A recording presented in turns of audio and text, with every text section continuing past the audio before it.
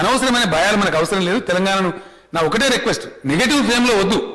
We are in a positive direction, పెరిగే డైరెక్షన్లో ఉన్నాం. కొత్త రాష్ట్రం, let us not curse our own state, let us bless our state, let us not curse. ముఖ్యమంత్రి గారు భోంచేసి వచ్చినట్టుంది.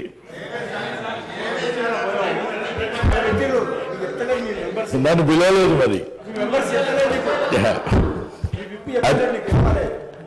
సార్ ముఖ్యమంత్రి అయిన కాడ నుంచి నాకు కోరుకుండే సార్, అయిన కాడ నుంచి నిజంగా చెప్తున్నాను, ప్రతిపక్ష నాయకుల ఇంటికి ముఖ్యమంత్రులు పోయి భోంచేయటం కొంత సంస్కృతి, ఒకప్పుడు మంచి సాంప్రదాయం ఉండే అధ్యక్ష. ఏం కామెంట్ రా బాబు. నేను జానారెడ్డి గారింటికి నిజంగా చెప్తున్నా అధ్యక్ష, వారింటికి భోజనానికి పోదామని అనుకున్నా. అంతట్లాగా ఆయన ఉప ఎన్నిక వచ్చింది. ఇక మళ్ళీ ఏం బదనాం పెడతారో, ఇది లేని పంచాయతీ అని చెప్పి, ఇక లేని కథ అని చెప్పి పోలేదు అధ్యక్ష. జనరల్గా ప్రతిపక్ష నాయకులు ఇద్దరు ముఖ్యమంత్రులు పోయి ఒకప్పుడు ఉండేది అధ్యక్ష. సంజీవ్ రెడ్డి గారు ముఖ్యమంత్రి ఉన్న సందర్భంలో కానీ అప్పుడు ఆ సాంప్రదాయం ఉండేది. ఓల్డ్ ఎమ్మెల్యే పార్టీ సుందరయ్య గారింటికి, వాళ్ళింటికి, వీళ్ళింటికి పోయి మాట్లాడే. నేను కూడా ఇప్పుడు ఆ ప్రయత్నంలో ఉన్నా అధ్యక్ష. జానారెడ్డి గారింటికి నేను త్వరలోనే భోజనానికి పోతా అధ్యక్ష. వారు పప్పు పెట్టినా పులుసు పెట్టినా సంతోషంగా తినొస్తా అధ్యక్ష.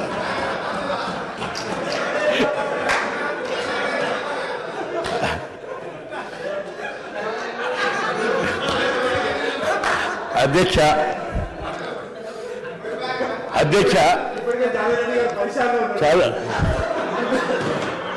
అధ్యక్ష, నేను ఈ కాగితం మీద రాసి ముఖ్యమంత్రి గారిని ఏం అడగాలనో అని చెప్పి రాసి పెట్టిన అధ్యక్ష.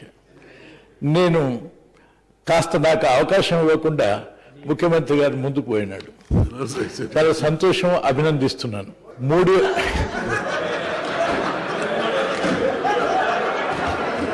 ఏదైతే గతంలో బలహీన వర్గాల వారికి గృహాలని నిర్మాణం చేసినటువంటి దాంట్లో వారు చెల్లించవలసినటువంటి బకాయిల్ని రద్దు చేయడానికి తీసుకున్న నిర్ణయాన్ని నేను అభినందిస్తున్నాను. పేదల పక్షాన హరీష్ రావు గారేమో సిద్దిపేటలో గుట్టు చప్పుడు కాకుండా 2000 ఇళ్లు కట్టుకుంటున్నాడు అధ్యక్ష.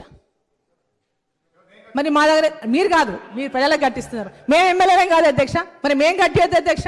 మా దగ్గర ఉన్న ప్రజలు ఆంధ్ర ప్రజలు అధ్యక్ష, తెలంగాణ వాళ్ళు కాదా?